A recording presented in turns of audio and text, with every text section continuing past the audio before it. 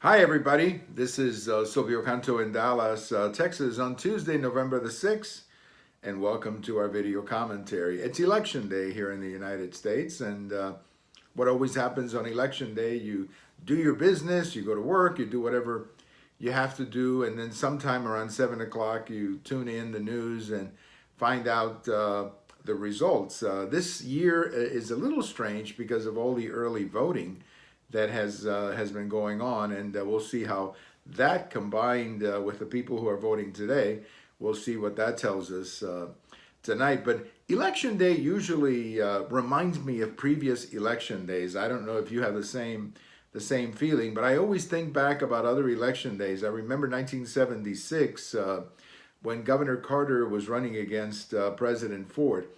I remember that election, Governor Carter had a big lead in the summer and into Labor Day, and then it just began to shrink.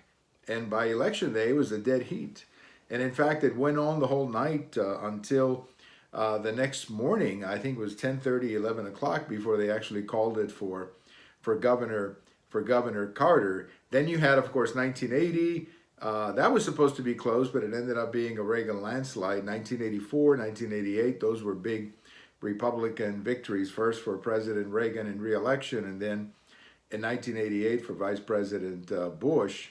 And then that kind of takes us to 2000. That was the year of the Florida recount. And, that was the year, if you remember, that Florida was called for Gore, and then they had to take it back. And then, at 2 or 3 o'clock in the morning, the Democrats did not concede, so it went on into the courts, and it went on into December. And that was really hard to take. I don't think that was good for the country.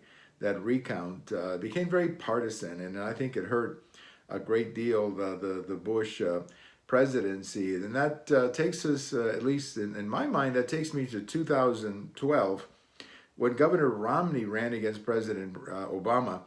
I was convinced, totally, completely convinced, that Governor Romney was going to defeat President Obama. And it was just a conviction, not just a partisan conviction, but I just felt that way. I felt that President Obama was very vulnerable that year because of his policies and so on. So when I sat down, I thought, well, Governor Romney's going to win. Just give him a few hours and he'll win. And at one point, he was actually leading President Obama in the popular vote, as you remember, late into the night. But then it kind of all collapsed for Governor Romney when California came in, and then the trend began to move in the direction of President Obama, and he was eventually reelected.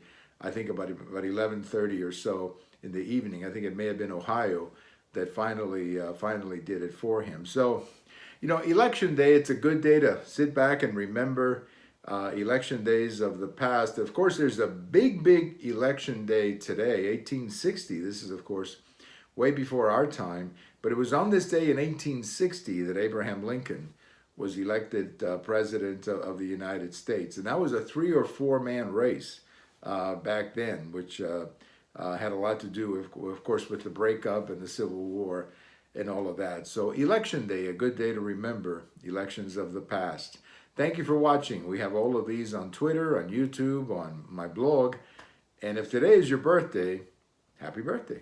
Bye-bye, everybody.